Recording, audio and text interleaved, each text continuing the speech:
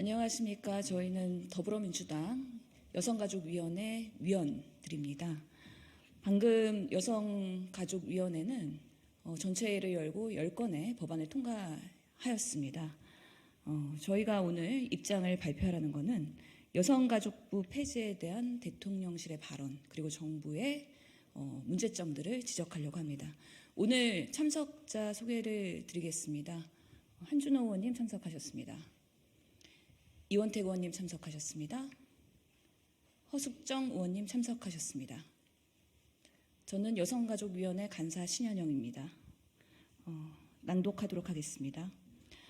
윤석열 정부는 지난 20일 김현숙 여성가족부 장관의 사표 수리 후 후임을 지명하는 대신 기형적인 차관 부처를 선언했습니다. 그리고 단 하루 만에 여성가족부 폐지를 재점화하며 총선용 카드를 던졌습니다. 윤 정부는 지난 대선에서 여가부 폐지를 공약하고 남녀와 세대를 갈라치는 분열 정치, 낡은 정치로 국민 갈등을 야기한 바 있습니다. 총선을 50여일 앞두고 국민들과 국회 동의가 전무한 사안을 다시 들고 나온 것에 대해 책임 있는 정부의 자세를 기대했던 제1당으로서 깊은 유감을 표명합니다.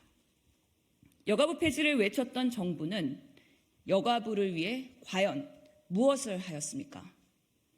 잼버리 파행에 대해 일말의 책임도 없이 윤 정부에서 가장 오랫동안 버틴 식물 장관이었던 김현숙 장관, 이어 지명된 김행 장관 후보자의 청문회 주랭랑 사건, 그 이후 여가부와 여가의 기능은 마비되었고 성평등 정책은 오히려 후퇴하였습니다.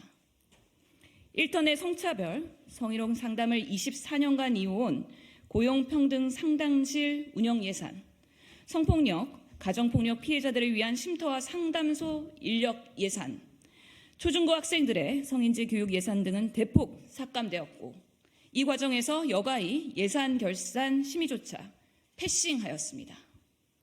여가부는 성평등 정책뿐만 아니라 한부모 가족 지원, 아이 돌봄, 위기 청소년, 다문화 가족 지원, 사회적 약자 폭력 피해자 지원 등 대한민국의 사회 전반의 구조적 성차별과 불평등 해소의 핵심 역할을 해야 합니다.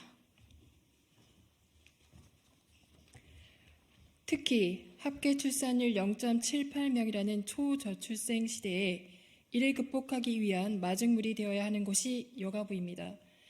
오히려 여가부 기능을 강화하고 책임 있는 정책을 내세워야 할 정부가 총선 전략용 여가부 폐지만 운운하는 것은 시대착오적인 무능 정권의 표상입니다. 지난 21일 8개월 만에 여가위 법안 소위가 개최되었습니다.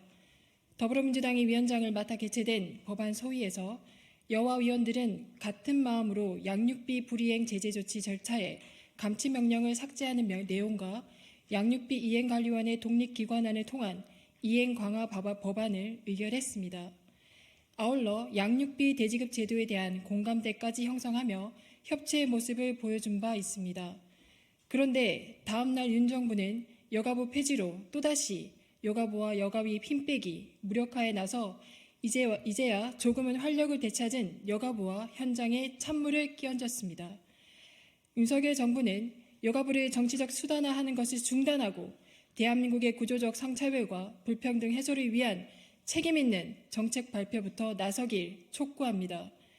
젠더 갈라치기 정쟁 대신에 건설적인 대한민국 사회 통합을 위한 정책을 구현하기 위해 상식적인 정부의 역할을 해나가길 촉구합니다. 저희 더불어민주당 여가위도 제1야당으로서 갈등 대신 협치와 화합을 위한 정책 구현을 위해 최선을 다하겠습니다. 2024년 2월 23일 더불어민주당 여성가족위원회 위원 일동.